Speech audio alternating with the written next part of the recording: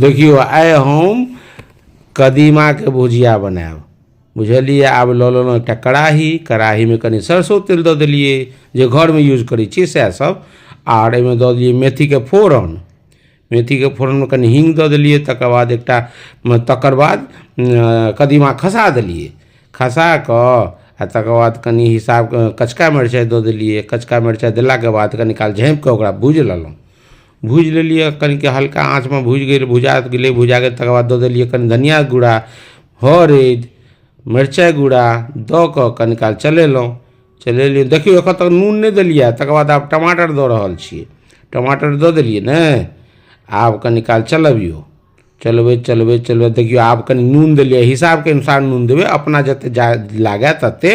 तकर बाद मटर दऽ देलिए, मटर दऽ कऽ आब कनि काल चलबैत काल देखियो कनि हल्का का सिद्ध भऽ गेलै। हल्का सिद्ध भऽ गेलाके बाद कनि चाट मसाला, कनि हिसाब से रंग बदले के लेल कनि चीनी दऽ देलिए। चीनी दऽ कऽ तहन चलबैत तकर बाद आब भऽ गेल जखन छै, तकर बाद कनि धनिया पत्ता के दऽ कऽ उतारि लिअ आ तकर बाद दियौन सबके खाय के लेल। आब देखियो खा